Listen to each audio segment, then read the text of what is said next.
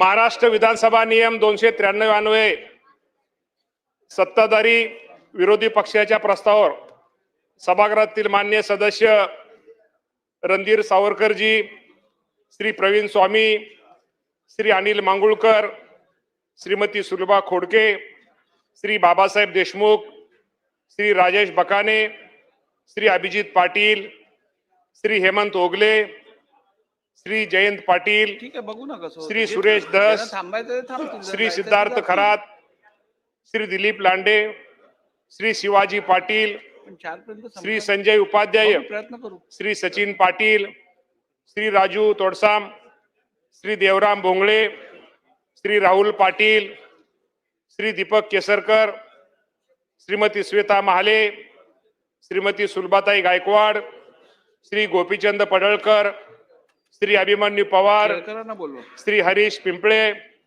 श्री नाना पटोले, श्री प्रताप अडसड, श्री शरद सोनवणे, श्री चंद्रदीप नरके, श्री विजयसिंह पंडित, श्री प्रवीण तायडे, श्री रमेश बोरनारे, श्री सुनील प्रभू, डॉक्टर ज्योती गायकवाड, हिरामन खोसकर, विकासजी ठाकरे, बापूसाहेबजी पठारे, बाबाजी काळे, विक्रम पाचपुते, नारायण पाटील, महेश सावंत, श्री हरुख खान, श्री संजय दरेकर, श्री मनोज जामसुदकर या सर्व सदस्यांनी अध्यक्ष महोदय या चर्चेमध्ये भाग घेतला. किती लोक राहणार? अध्यक्ष महोदय, महाराष्ट्र विधानसभा नियम 293 अन्वये सत्ताधारी आणि विरोधी पक्षाच्या प्रस्तावावर सभागृहातील सन्माननीय सदस्यांनी मांडलेल्या मताचा सूचनाचा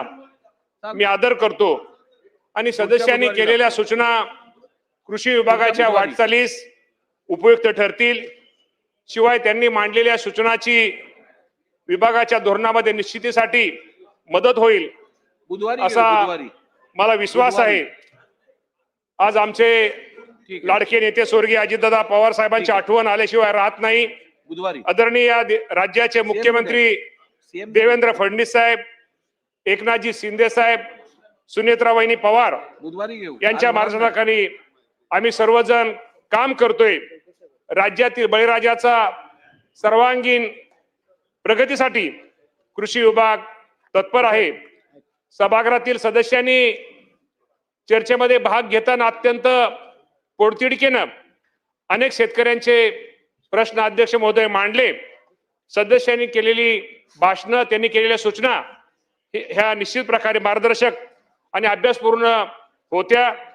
सर्व सदस्यांच्या भाषणाचा एकच धागा होता की तो या माझ्या राज्यातील शेतकऱ्यांचा विकास आणि माझ्या बळीराजाचं सक्षमीकरण.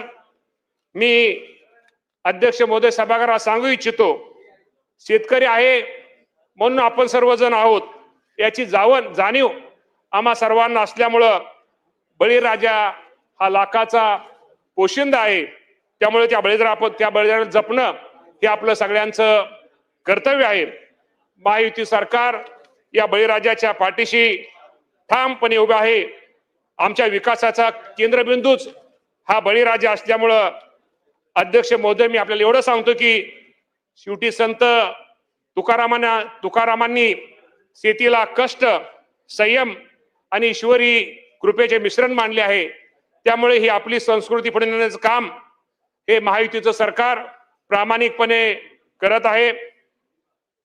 दिवंगत उपमुख्यमंत्री अजितदादा पवार साहेबांच्या प्रेरणेनं तसंच या राज्याचे मुख्यमंत्री देवेंद्र फडणवीस साहेब, एकनाथजी शिंदे साहेब आणि सुनेत्रा वहिनी पवार यांच्या मार्गदर्शनाखाली शेतकऱ्यासाठी राज्य शासनामार्फत विविध योजना राबवण्यामध्ये येत आहेत.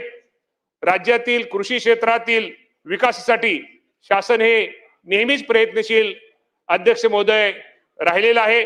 शेतकऱ्याची आर्थिक उन्नती व्हावी, शेतकऱ्याला सन्मानानं जीवन जगता यावं याकरता शासन हे कटिबद्ध आहे. आपल्या सर्वांना माहिती की शेती क्षेत्रामध्ये दिवसेंदिवस ह्या समस्या वाढत आहेत आणि हवामानातील अनिश्चितता, कीड रोगाचा प्रादुर्भाव, शेती उत्पादनावरील वाढता खर्च, बाजारभावातील चढ उतार यामुळे शेती करणं अधिक जोखमीचं अध्यक्ष महोदय झालेले आहे. या जोखमीच्या बाबीला सामोरे जाण्यासाठी दीर्घकालीन योजने धोरणाचे भाग कृषी क्षेत्रासाठी स्वतंत्र AI धोरण तयार करण्यात आले आहे. आणि असे स्वतंत्र AI धोरण करणारे महाराष्ट्र हे देशातलं पहिलं अध्यक्ष महोदय राज्य आहे. राज्य सरकारने 2025 ते 2029 साठी महाॲग्री AI धोरण आखले आहे. शेती क्षेत्रामध्ये artificial intelligence, generative AI, drone व रॉबोटिक्सचा वापर करून सुद्धा शेतकऱ्यांच्या आयुष्यामध्ये क्रांतीकडे वाटचाल करण्याची दिशा म्हणून याकडे पाहिलं जाईल. या बाबतीमध्ये राज्याचे मुख्यमंत्री देवेंद्र फडणवीस साहेब आणि अजितदादा पवार साहेबांचा मी मुद्दाम उल्लेख करतो.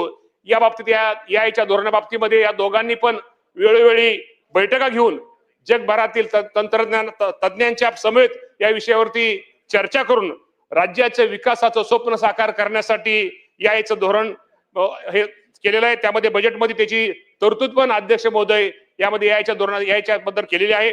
माननीय सदस्याच्या सूचनेप्रमाणे अनेक सदस्यांनी याच्या बाबतीमध्ये सूचना मांडल्या. त्याप्रमाणे AI वापराच्या बाबी या शेतकऱ्यांना सुद्धा हाताळता याव्यात यासाठी शेतकरी वर्गाला आमच्या कृषी विभागाच्या वतीनं स्वतंत्र प्रशिक्षण देण्याचा कार्यक्रम आम्ही निश्चित प्रकारे लावू. त्याचप्रमाणे जे आमचे कृषी विभागातील अधिकारी किंवा कर्मचारी वर्गाला सुद्धा या बाबतीमध्ये प्रशिक्षित करण्यात येईल. त्यांचंही प्रशिक्षण घेतलं जाईल.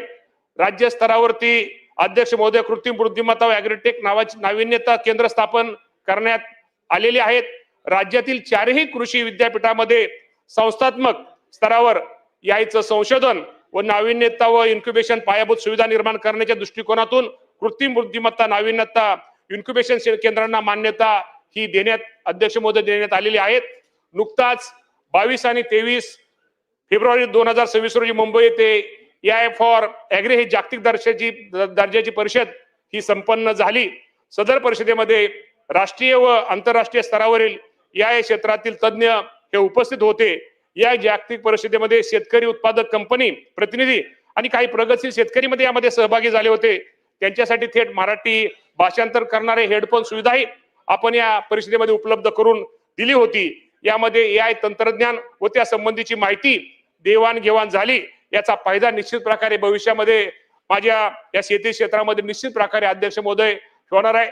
त्यामध्ये आपल्या सर्वांना माहिती की आज मी मुद्दाहून उल्लेख आमच्या रणधीर सावरकर साहेबांचा करतो. यामध्ये त्यांनी खूप एक अभ्यासपूर्वक या कृषी विभागाच्या बाबतीमध्ये अनेक पाठीमागे प्रश्न सावरकर साहेबांनी मांडलेले आहेत.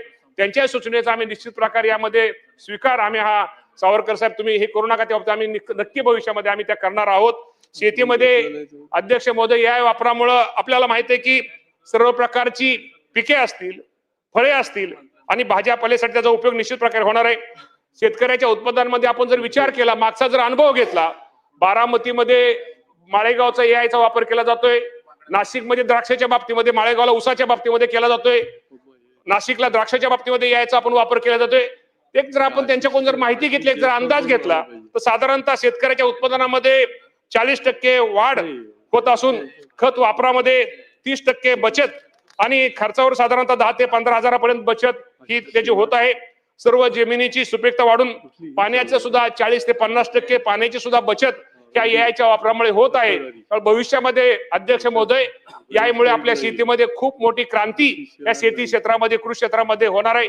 हे आपल्याला दर्शक माहितीसाठी निश्चित याचे फायदे लक्षात घेता शेतीमध्ये प्रभावी व सर्वसमावेश वापर करण्यासाठी याचे फायदे लक्षात घेता शेतीमध्ये त्याचा वापर भविष्यामध्ये करावा यासाठी शासन निश्चित प्रकारे त्या बाबतीमध्ये मदत ही करेल. अध्यक्ष महोदय, आपल्या माहितीसाठी कृषी विभागाने आता नवीनच महाविस्तार हे मोबाईल ऍप विकसित केले आहे.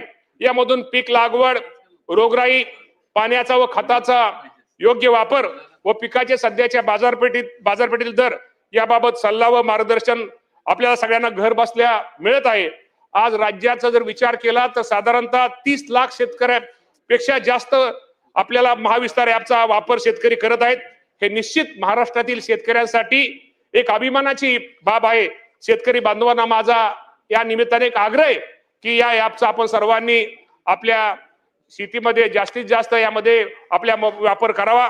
तसेच आदिवासी शेतकऱ्यांना या ऍपचा वापर करता यावा यासाठी त्यांच्याच भाषेत, देहवाली भाषेत, बिली भाषा देखील यामध्ये समाविष्ट या ऍपमध्ये समाविष्ट करण्यात अध्यक्ष महोदय करण्यात आलेले आहे.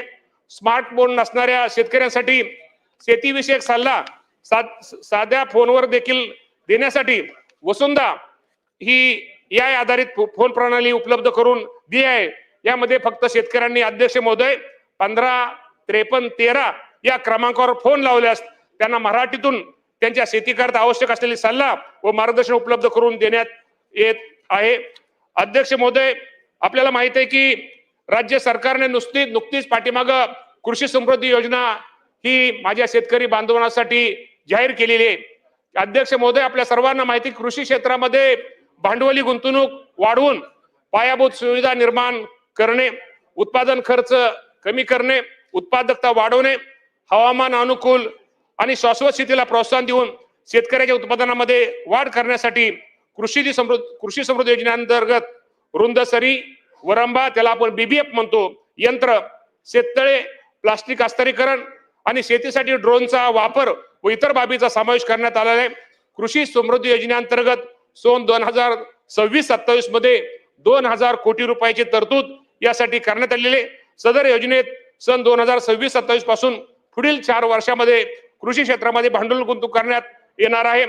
अध्यक्ष महोदय, आपल्याला माहिती आहे कृषी विभागाच्या माध्यमातून विविध योजनांची अंमलबजावणी ही MahaDBT प्रणालीद्वारे केली जात आहे.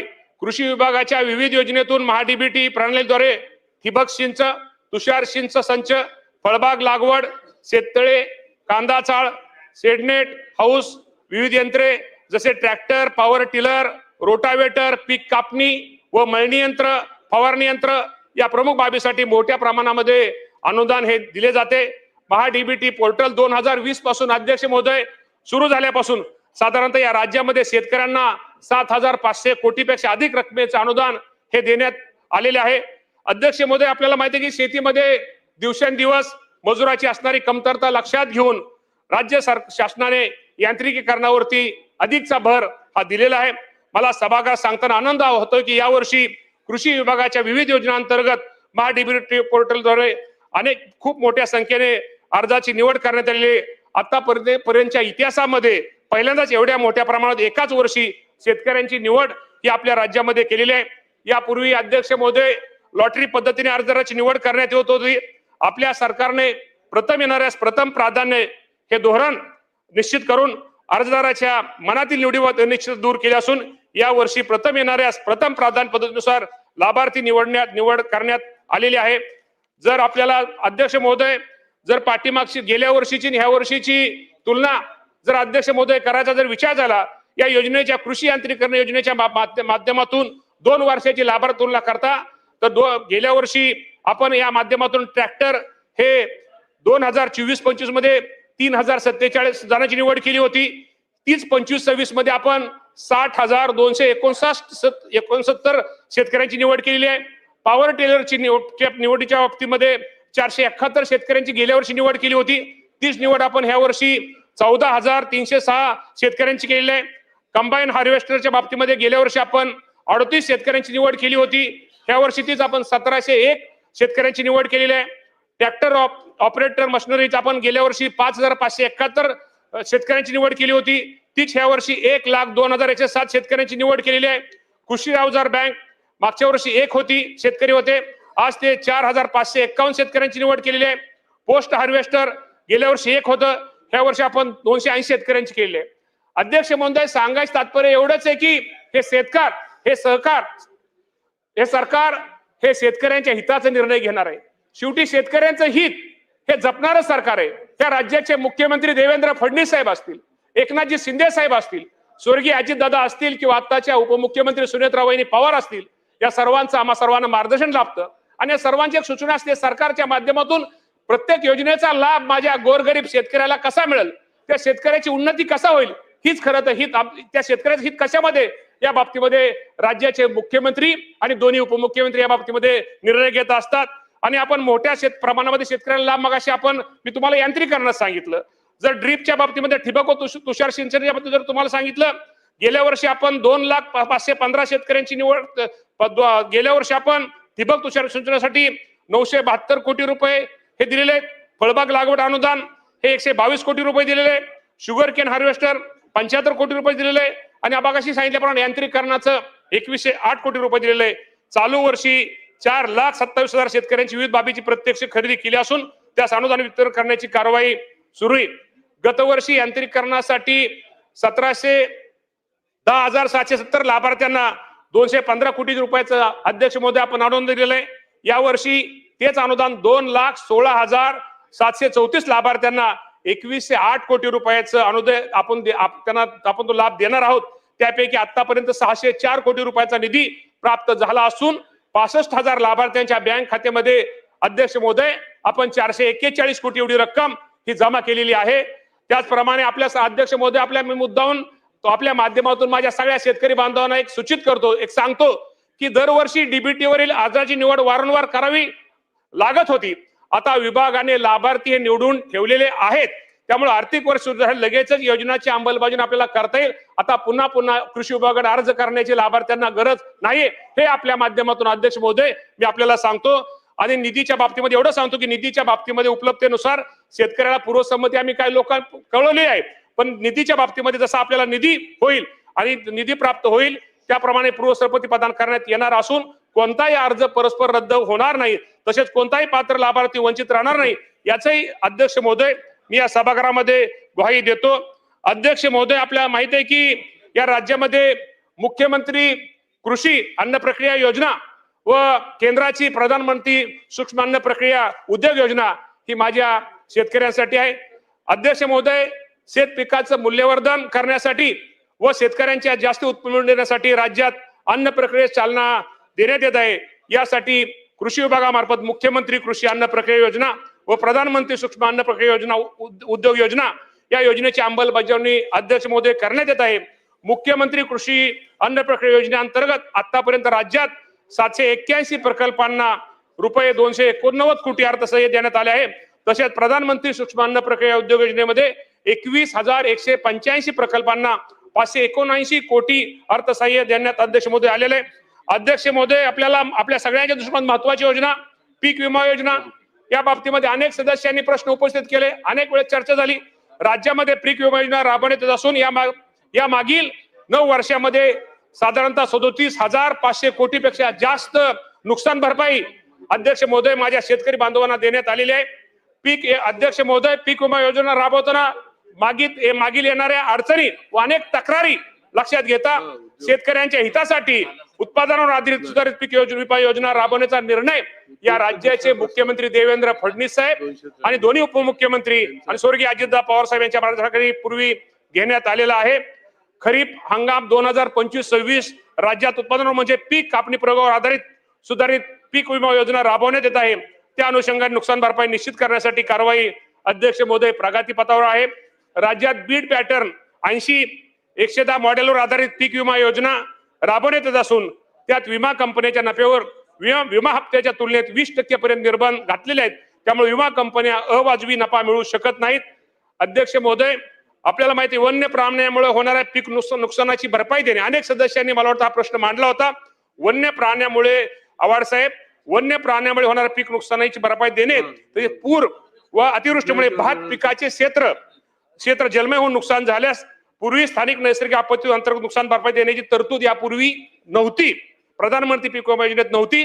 परंतु केंद्र शासनाने नुकतेच 18/11/2025 रोजी पत्रान्वये सदर बाबी स्थानिक नैसर्गिक आपत्ती अंतर्गत नुकसान भरपाई देण्याचा निर्णय हा अध्यक्ष महोदय घेतलेला आहे. तर मी केंद्राचं पण निश्चित प्रकारे केंद्राचे सगळ्यांचे मी आभार मानतो आणि त्या अनुषंगाने केंद्र शासनाकडून सविस्तर मार्गदर्शन सूचना प्राप्त झाल्यानंतर त्यानुसार या बाबतीमध्ये पुढील कारवाई अध्यक्ष महोदय करण्यात येईल.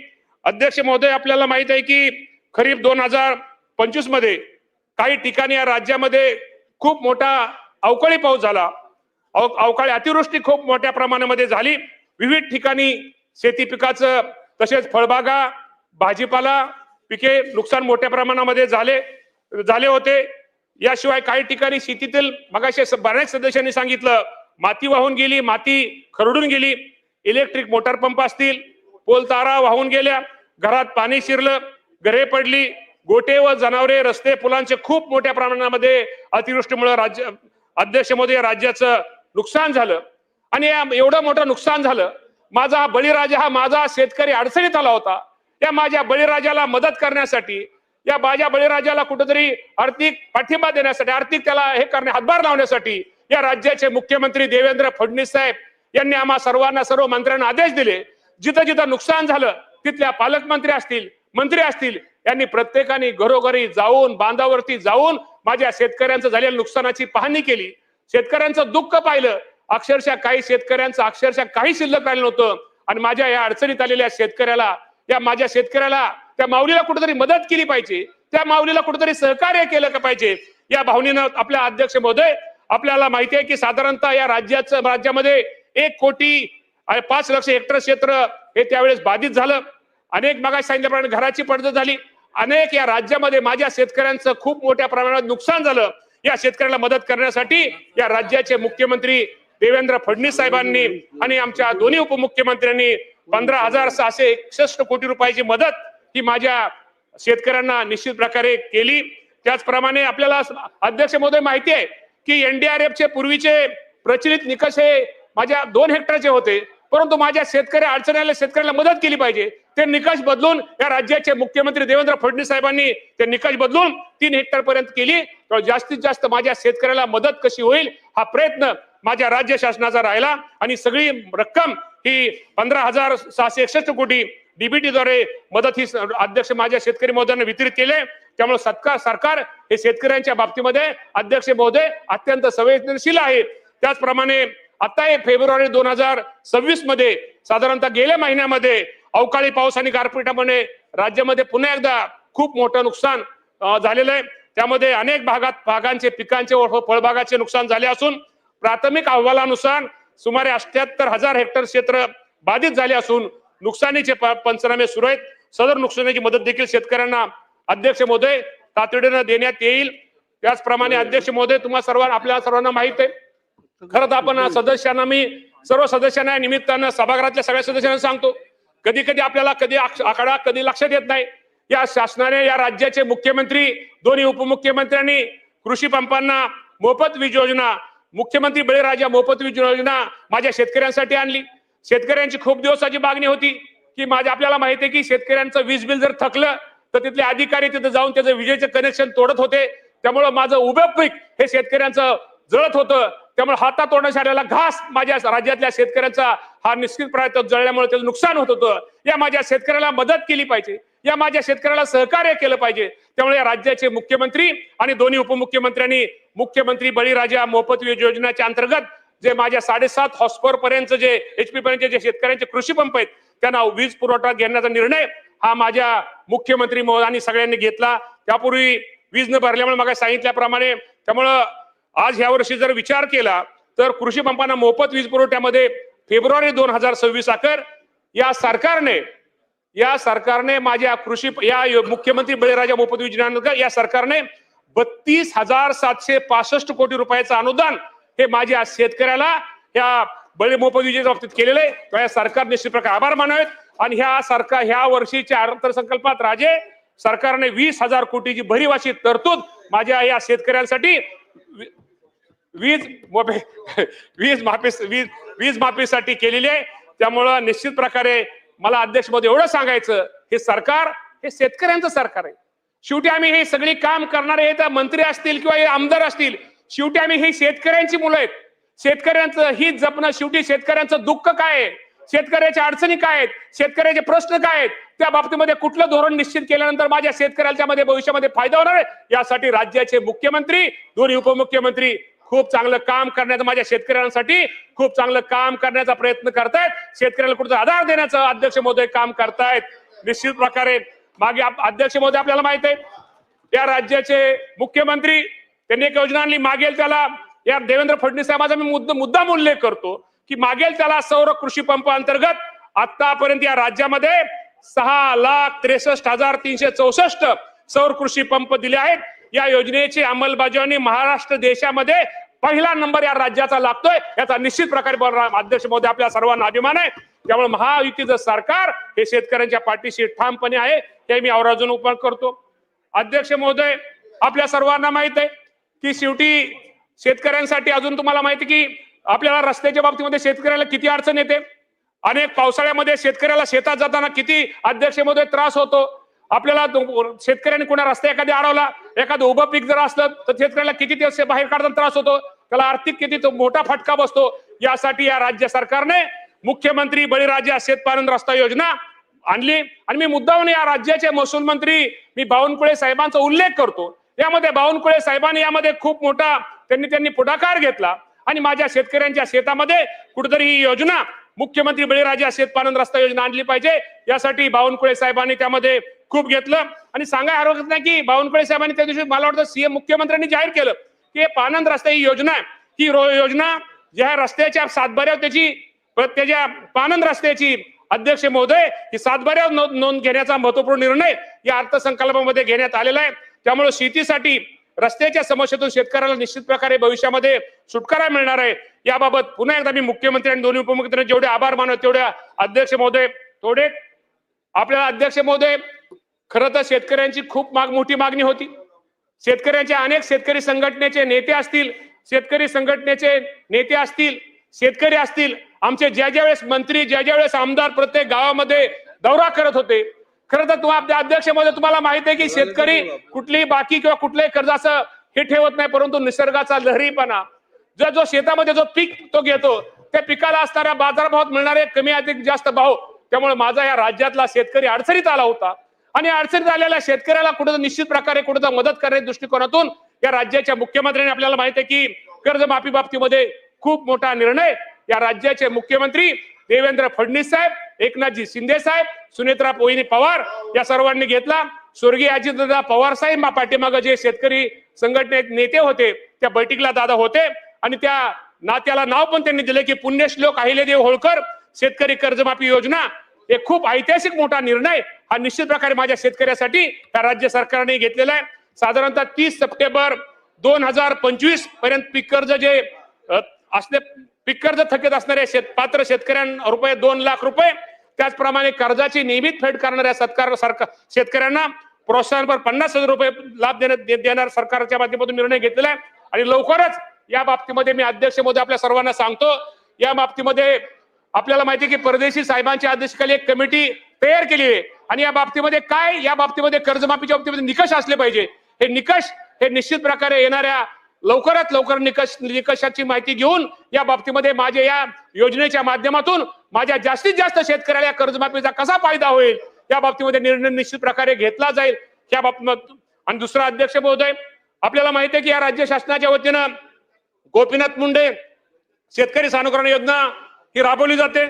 अध्यक्ष महोदय आपल्या सर्वांना माहिती आहे की शेतकरी कुटुंबांना अपघातामध्ये मदत करणारी ही योजना शेतकरी सानुग्रहण योजना अधिक गतिशील करून शेतकऱ्यांना लवकरात लवकर लाभ देण्याकरता ही योजना पूर्वी ऑफलाईन होती, त्यामुळे शेतकऱ्यांना खूप अडचणी यायच्या. एखाद्या घरामध्ये एखादा माणूस गेला, एखादा शेतकरी गेला तर त्या घरामध्ये दुःख असायचं आणि त्यानंतर ऑफलाईन असल्यामुळे त्याला त्या प्रक्रियेला थोडा उशीर लागायचा. तर ह्या वर्षी राज्य सरकारने एक निर्णय घेतला, शेतकऱ्याला ही प्रक्रिया आता इथून पुढे ही योजना ऑनलाईन पद्धतीनं करावण्याचा निर्णय हा घेण्यात आलेला आहे.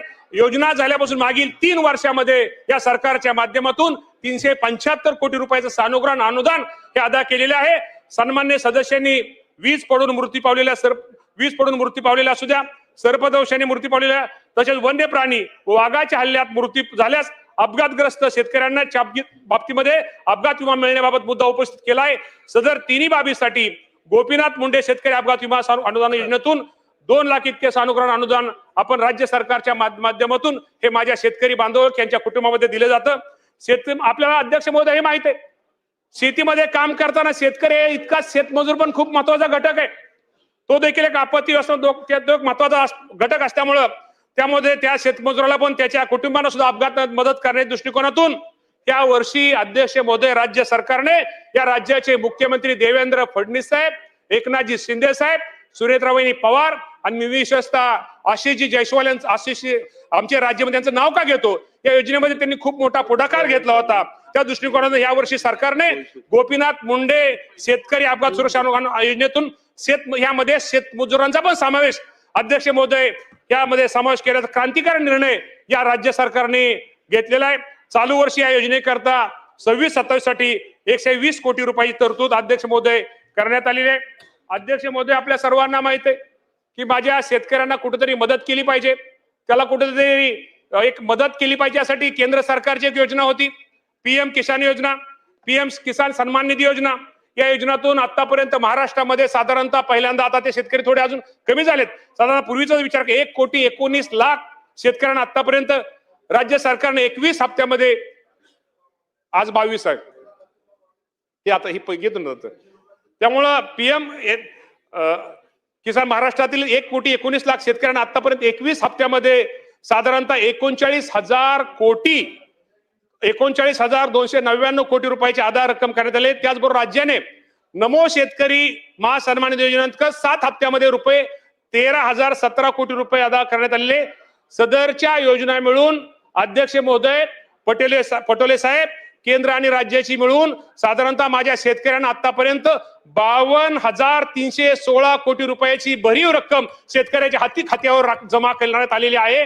अध्यक्ष महोदय, पीएम किसान योजनेअंतर्गत पात्र लाभार्थ्यांना आज 22वा हप्ता आज संध्याकाळी 5 वाजता या राज्याचे पंतप्रधान नरेंद्र मोदी साहेब यांच्या हस्ते, पंतप्रधान मोदींच्या शुभ हस्ते ज्योती विष्णू आंतरराष्ट्रीय सांस्कृतिक केंद्र खानापारा गुवाहाटी आसाम येथून वितरित करण्यात येणार आहे. संध्याकाळी 5 वाजता हा खूप मोठा कार्यक्रम आहे.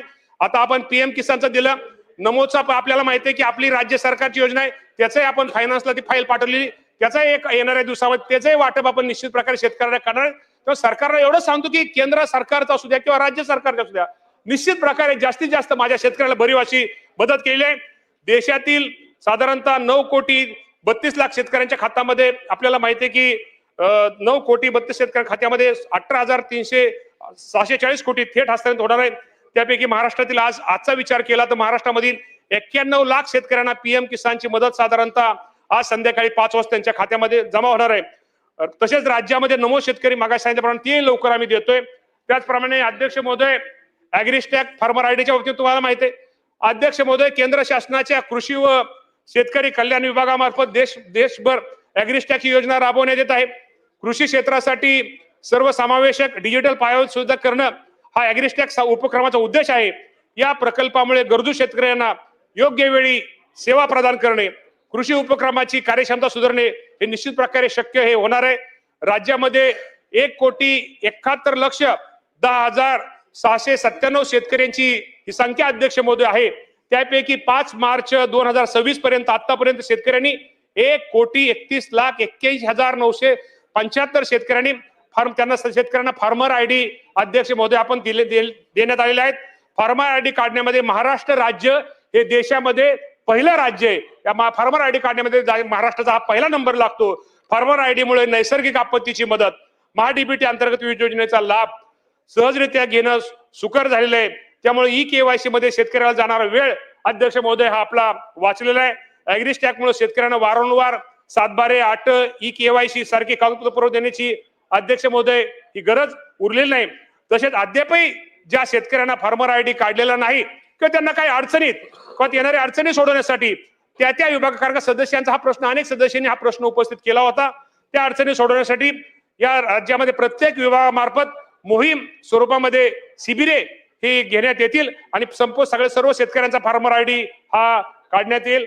अध्यक्ष महोदय, आपल्याला माहिती आहे की नैसर्गिक शेतीला प्रोत्साहन देण्यासाठी माननीय राज्यपाल महोदयांनी ऑक्टोबर 2025 मध्ये माननीय मुख्यमंत्री, माननीय उपमुख्यमंत्री आणि लोकप्रतिनिधी यांची लोकभवन इथं परिषद घेतली होती. तसेच कृषी विद्यापीठाचे कुलगुरू अध्यक्ष महोदय, शास्त्रज्ञ, सेंद्रिय शेती संबंधित केंद्र शासनाचे प्रमुख शास्त्रज्ञ यांची पुणे इथं परिषद साधारण नोव्हेंबर 2025 मध्ये अध्यक्ष महोदय आयोजित करण्यात आली होती. नैसर्गिक शेतीच्या अनुषंगाने पीकनिहाय कार्यपद्धती तयार करण्याची कारवाई सध्या विद्यापीठ स्तरावरती सुरू आहे. राष्ट्रीय नैसर्गिक शेती अभियानांतर्गत राज्यात एकूण 1709 शेतकरी गट स्थापन करण्यात आले आहेत. त्यामध्ये 2,13,625 शेतकऱ्यांची निवड करण्यात आलेली आहे. राज्यात 85,450 हेक्टर मध्ये नैसर्गिक शेती अभियान हे राबवण्यात येत आहे. शेतकऱ्यांना मार्गदर्शन करण्यासाठी अध्यक्ष महोदय 3,418 कृषी सखींची निवड ही आपण केलेली आहे. अध्यक्ष महोदय, आपल्या सर्वांना माहित आहे की या कृषी विभागाच्या वतीनं, या शासनाच्या विभागाच्या वतीनं आपल्या महाराष्ट्रातील शेतकऱ्यांना शेतीविषयक ज्ञान आणि आधुनिक तंत्रज्ञानाची माहिती होण्याकरता तसेच विविध देशांना विकसित केलेली शेती विषयक तंत्र व तंत्रज्ञान माहितीबाबत त्या देशातील शेतकऱ्यांची प्रत्यक्ष चर्चा करून तसेच क्षेत्रीय भेटी, कृषी व इतर संलग्न विषयावर प्रक्रिया संस्थांना भेटी, बाजारपेठा, कृषी विद्यापीठ, संशोधन संस्था, दुग्ध व्यवसाय, फळबाग, फुलशेती इत्यादीद्वारे शेतकऱ्याचं ज्ञान आणि क्षमता वाढवण्यासाठी शेतकऱ्यांना परदेशामध्ये आपण आपल्या विभागाच्या माध्यमातून अभ्यास दौरे अध्यक्ष महोदय आयोजित केले जातात. या वर्षीपासून राज्यातील शेतकऱ्यांना परदेशी अभ्यास दौऱ्याकरता अनुदानाची रक्कम पूर्वी 1 लाख होती, ती आपण आता दुप्पट 2 लाख रुपये या परदेशी शेतकऱ्यांसाठी दिलेले हे अध्यक्ष महोदय आपल्या माध्यमातून मी सांगतो. दुसरं आपल्या अध्यक्ष महोदय आपल्याला माहिती आहे की आपल्या राज्यामध्ये 4 कृषी विद्यापीठ अंतर्गत संशोधन, शिक्षण व विस्तारच्या माध्यमातून महाराष्ट्रातील शेतीच्या प्रगतीसाठी निश्चित प्रमाणे योगदान दिले जाते. विद्यापीठामार्फत अध्यक्ष महोदय नवीन संशोधित पिकवान, अवजारे, यंत्रे व तंत्रज्ञानाबाबत संशोधन करून शिफारशी केल्या जात आहेत. संशोधन विषयक कार्यशाळेचे आयोजन केले जात आहे. आंतरराष्ट्रीय स्तरावरती संशोधन संस्थेबाबत सामंजस्य करार हे केले जात आहेत. सदस्यांच्या मागणीप्रमाणे बहुतांश सदस्यांनी मागणी केलीप्रमाणे कृषी संशोधन व विद्यापीठांतर्गत पायाभूत सुविधासाठी आवश्यक निधीची तरतूद अध्यक्ष महोदय निश्चित प्रकारे करण्यात येईल. अध्यक्ष महोदय आपल्याला माहिती आहे की कृषी विभागाचा गुण नियंत्रण हा विभाग महत्वाचा असतो. माझ्या शेतकऱ्यांना गुणवत्तापूर्व व दर्जेदार व वेळेवरती खते, बियाणे व कीटकनाशके उपलब्ध होण्याच्या दृष्टिकोनातून शासन हे कटिबद्ध आहे. राज्यामध्ये बियाणे असतील, खते, कीटकनाशके व निविष्ठांचे उत्पादन, पुरवठा, साठवणूक, वितरण या बाबी कायद्याने नियंत्रित केलेले आहेत. निविष्ठांचे उत्पादन व विक्री प्रक्रियेमध्ये शेतकऱ्यांपर्यंत जात असताना त्याची गुणवत्ता ही योग्य असली पाहिजे. या अनुषंगाने कायद्याअंतर्गत त्याची मानके ही निश्चित करण्यात आलेली आहेत व त्या मानकानुसार त्याचे उत्पादन झाले आहे किंवा कसे याची तपासणी ही गुण नियंत्रण विभागाकडून अध्यक्ष महोदय करण्यात येते. चालू वर्षीचा जर आपण अध्यक्ष महोदय जर विचार करायचा असला तर चालू आर्थिक वर्षामध्ये अप्रमाणित निविष्ठांच्या अनुषंगाने विभागामार्फत साधारणतः 145 प्रकरणामध्ये फौजदारी कारवाई ह्या करण्यात आलेल्या आहेत. तसेच 785 प्रकरणामध्ये अध्यक्ष महोदय न्यायालयात खटले दाखल करण्यात आहेत. विक्रेत्यांचे 1164 परवाने हे रद्द केलेले असून 1527 परवाने हे निलंबित करण्यात आलेले आहेत. सन्मान्य सदस्यांनी खताच्या बाबतीमध्ये मगाशी मुद्दा उपस्थित केला. युरियाच्या बाबतीमध्ये आपल्याला माहिती आहे, अध्यक्ष महोदय माहिती की ही किंमत केंद्र शासनाने नियंत्रित केली असल्याने त्याचा दर युरियाचे पटोले साहेब युरियाचे दर हे स्थिर आहेत. पण इतर खताच्या बाबतीमध्ये केंद्र सरकारचे अनुदान वगळता आंतरराष्ट्रीय बाजारातील कच्च्या मालाच्या किमतीमध्ये होणाऱ्या चढ उतारामुळे नुसार विक्री किमतीमध्ये अध्यक्ष महोदय बदल हे होत असतात. अध्यक्ष महोदय आपल्या सर्वांना माहिती आहे की शेतीच्या कामासाठी मजुराची कमतरता, खर्चाचा व कीटकनाशकाचा सुयोग्य वापर आणि औषध फवारणीमुळे शेतकऱ्याला होणाऱ्या आजारापासून मुक्तता होण्याच्या दृष्टिकोनातून ड्रोनचा वापरास मोठ्या प्रमाणामध्ये प्रतिसाद मिळत आहे. ही बाब विचारात घेऊन शेतकऱ्यांनी ड्रोन खरेदी करता अनुदान देण्याचं प्राधान्य देण्यात आहे. तसेच कृषी समृद्धीमध्ये देखील मुख्यमंत्री शेतकरी ड्रोन योजनेचा समावेश करण्यात आलेला आहे. सन्माननीय सदस्यांनी पिकाच्या आधारभूत किमतीच्या बाबतीमध्ये मुद्दा उपस्थित केला. खरं तर शेतमालाच्या किमान आधारभूत किंमत जाहीर करणे ही बाब केंद्र शासनाच्या संबंधित जरी असली तरी सुद्धा राज्य कृषी मूल्य आयोगाच्या माध्यमातून राज्य सरकार या बाबतीमध्ये केंद्र सरकारकडे शिफारस करते. त्याप्रमाणे निश्चित प्रकारे या बाबतीमध्ये केले जाईल. सन्माननीय सदस्यांनी चर्चेदरम्यान स्वयंचलित हवामान केंद्राचा मुद्दा उपस्थित केला आहे. हवामान बदलाची पूर्वसूचना मिळावी यासाठी मराठवाडा, विदर्भासह राज्यामध्ये महावेद प्रकल्पांतर्गत स्वयंचलित हवामान केंद्र कार्यरत आहेत. तसेच केंद्र शासनाच्या विंड्स प्रकल्पांतर्गत हवामान अंदाजाच्या अनुषंगाने इतर महत्वाच्या घटकासाठी ग्रामपंचायत स्तरावरती स्वयंचलित हवामान केंद्र उभारण्याकरता कारवाई प्रगतीपथावर असून सदस्याची टेंडर प्रक्रिया चालू आहे. कृषी विद्यापीठांचा अध्यक्ष महोदय कृषी विद्यापीठांचा दर्जा आणि त्यांचं रँकिंग सुधारण्यासाठी शासन हे प्रयत्नशील आहे. राज्यातील सर्व कृषी विद्यापीठांचा शैक्षणिक, संशोधनात्मक, गुणात्मक दर्जा उंचवण्याच्या दृष्टिकोनातून करावयाच्या उपाययोजनेबाबत तात्काळ कारवाई करण्याबाबत सर्व कृषी विद्यापीठांना सूचना अध्यक्ष महोदय देण्यात आलेल्या आहेत. अध्यक्ष महोदय आपल्याला माहिती आहे की राज्यात जागतिक बँकेच्या सहकार्यानं शेती क्षेत्रात गुंतवणूक वाढवण्यासाठी बदलत्या हवामानाच्या अनुषंगाने हवामान अनुकूल शेती पद्धतीचे अवलंबन करून शेती किफायतशीर करण्याच्या दृष्टिकोनातून राज्यात नानाजी देशमुख कृषी संजीवनी प्रकल्प टप्पा 1 हा 16 जिल्ह्यात 5220 गावामध्ये राबवण्यात आला होता. सदर प्रकल्पाच्या माध्यमातून सुमारे 5,000 कोटीची गुंतवणूक ही केलेली आहे. प्रकल्पाच्या पहिल्या टप्प्याच्या यशस्वी झाल्यामुळे सदर प्रकल्पाचा दुसरा टप्पा हा 21 जिल्ह्यामध्ये 7,201 गावामध्ये राबवण्यात येणार आहे. दुसऱ्या टप्प्याच्या माध्यमातून 6,000 कोटी रुपयाची भांडवली गुंतवणूक या शेतीमध्ये आपण करणार आहोत. शेती पिकातील मूल्य साखळी विकसित करण्याच्या उद्देशाने माननीय बाळासाहेब ठाकरे कृषी व्यवसाय व ग्रामीण परिवर्तन स्मार्ट प्रकल्प राबवण्यात येत आहे. अध्यक्ष महोदय, आपल्याला माहिती आहे की आपल्या सर्वांना माहिती आहे, शेतीमध्ये ज्याप्रमाणे पुरुषाइतकं महिला ही देखील काम करत असते, ती महिला शेतकरी राबत असते. शेती व पूरक क्षेत्रासाठी महिलांचे योगदान हे अध्यक्ष महोदय खूप महत्वाचं आहे आणि सदर योगदानाची दखल घेण्यासाठी आणि विषमता दूर करण्यासाठी अध्यक्ष महोदय या संयुक्त राष्ट्र संघाने 2026 हे वर्ष अध्यक्ष महोदय आंतरराष्ट्रीय महिला शेतकरी वर्ष म्हणून अध्यक्ष महोदय घोषित केलेले आहे. 11/3/2026 रोजी आंतरराष्ट्रीय महिला शेतकरी वर्ष 2026 व जागतिक महिलाच्या दिनाच्या निमित्तानं महिला शेतकऱ्यांचं सक्षमीकरण या बाबतीमध्ये विधिमंडळाचे चर्चासत्र घेण्यात आले. कृषी क्षेत्रामध्ये उल्लेखनीय कार्य करणाऱ्या माझ्या महिला भगिनींचा त्यांनी केलेल्या कामाची दखल घेऊन माननीय मुख्यमंत्री आणि दोन्ही उपमुख्यमंत्री शुभ हस्ते माझ्या प्रगत व कष्टकरी महिला शेतकऱ्यांचा सन्मान अध्यक्ष महोदय करण्यात आलेला आहे. महिला शेतकरी शेतीच्या विकासात महत्वाची भूमिका अध्यक्ष महोदय बजावत असून त्यांचे कष्ट, जिद्द व नवकल्पनामुळे कृषी क्षेत्र अधिक सक्षम होत आहे. तसेच महिला शेतकऱ्यांना असणाऱ्या विविध अडचणी व प्रश्न अनुषंगाने आवश्यक धोरणात्मक सुधारणा करण्याच्या दृष्टिकोनातून हे शासन हे प्रयत्नशील आहे. या निमित्ताने शासन वर्षभर विविध कार्यक्रम राबवणार आहेत. शेवटी अध्यक्ष महोदय, आम्ही पुन्हा एकदा हे सांगतो की आज मी जरी कृषी मंत्री असलो, या राज्यातले जरी आमचे सगळे मंत्री असले, शेवटी आम्ही सगळेजण पहिल्यांदा शेतकरी आहोत, शेतकऱ्यांची मुलं आहोत. त्यामुळं निश्चित प्रकारे आमची सगळ्यांची ओळख ही असल्यामुळं शेतकऱ्यांच्या वेदना, त्यांच्या व्यथा, त्यांच्या अडचणी, त्यांचा संघर्ष आम्ही सगळेजण जाणून आहोत. आगामी काळामध्ये आधुनिक तंत्रज्ञान, नाविन्यपूर्ण उपक्रमाच्या माध्यमातून शेती अधिक सक्षम, समृद्ध व सुजलाम सुफलाम करण्याचा ध्येय हे आमचं आहे. शेवटी अध्यक्ष महोदय, मी तुम्हाला एवढं सांगतो की घट्ट नाळ मातीशी, अतूट नातं शेतीशी या न्यायानं आमच्या कृषी विभागाची वाटचाल ही सुरू आहे. अध्यक्ष महोदय, हे सरकार विकासाचा केंद्रबिंदू, ह्या महायुती सरकारचा विकासाचा केंद्रबिंदू हा शेतकरीच आहे. ते पुन्हा आपण एकदा सर्वांना सांगतो. पुन्हा एकदा राज्याचे मुख्यमंत्री, दोन्ही उपमुख्यमंत्री या सर्वांच्या माध्यमातून शेतकऱ्यांचे प्रश्न मार्गी लावण्यासाठी हे शासन कुठेही कमी पडणार नाही असे मी दोन्ही मुख्यमंत्र्यांच्या वतीने आपल्या सभागृहात सांगतो.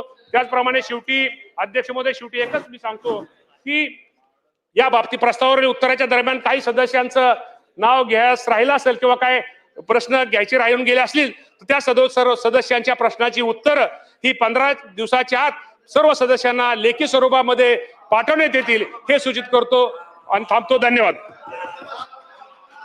गुलाबराव.